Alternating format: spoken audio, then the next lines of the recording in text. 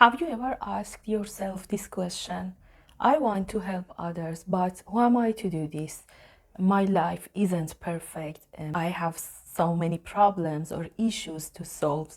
So, how can I help others while my own life isn't perfect? Maybe you are a coach or mentor or leader or simply someone who wants to support or help your loved one or the people around you. So you may ask yourself, I have some financial problems, my relationship isn't good, I have a struggle with my limiting beliefs, I doubt myself, so how can I help others when I have so many problems myself? My answer is you don't have to be perfect, but you do have to know yourself and have plan to solve your problems. There is a huge difference here. Our responsibility as a coach, as a person, isn't to build a perfect life for ourselves, then help others. Our responsibility is incredibly aware of ourselves, our emotions, our fears, our limiting beliefs, our own mental state.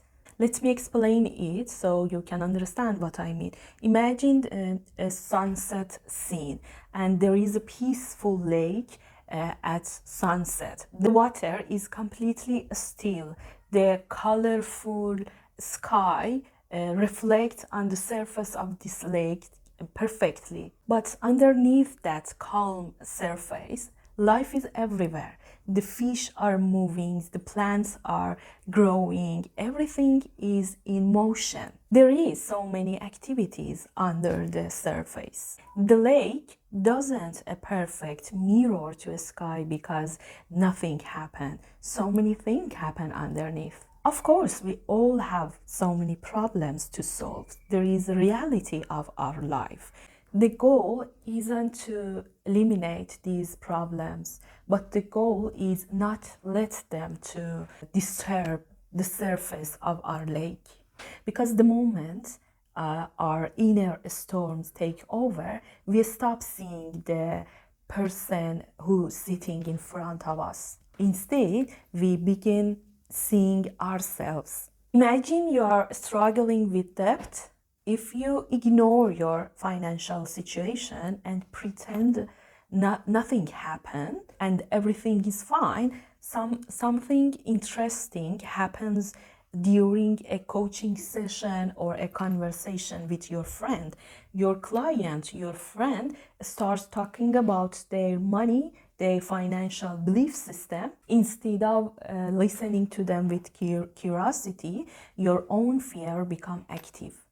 You hear your story in your mind and you hear your friend with your anxiety, with your point of view, and this is a problem because you listen to yourself, not to your friend or anyone else. Now imagine the different situation. You're still in debt, you have so many financial problems, but you acknowledge them, you have planned to solve them, you know your limiting beliefs, you have accepted your situation, you're taking responsibility instead avoiding them. The problem haven't solved yet, but it no longer controls you. Now you are more capable to listen to others with more focus and without fears or anxiety. Recently, I read a book from P.D. Ospinski. I don't know if you know him or not.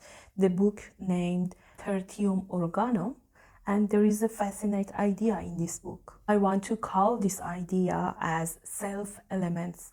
And it means when you see others through your own perspective, through your own lens or windows.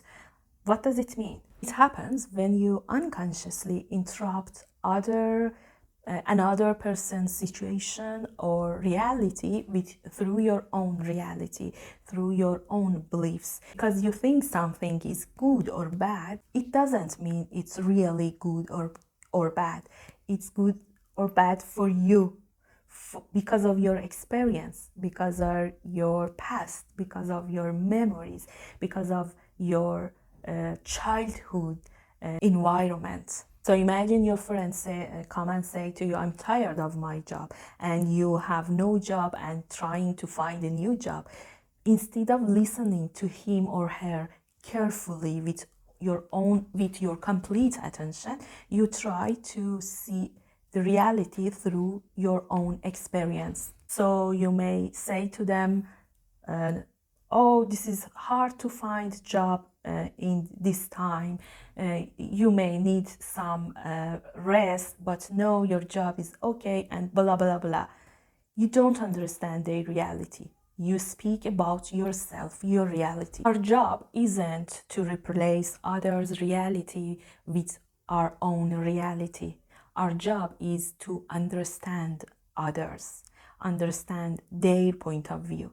So next time when someone comes to you and seek your help, please be sure that you don't talk to them about your situation.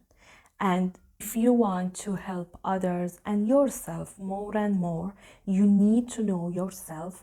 You need to have self-awareness. And because of this, you should take a course or read some books or work with a coach or mentor or therapist. Reflect, journaling, do whatever you need to know yourself better. Because the better you know yourself, the less you will project yourself onto others people. So do I need to have perfect life to help others? No, not at all.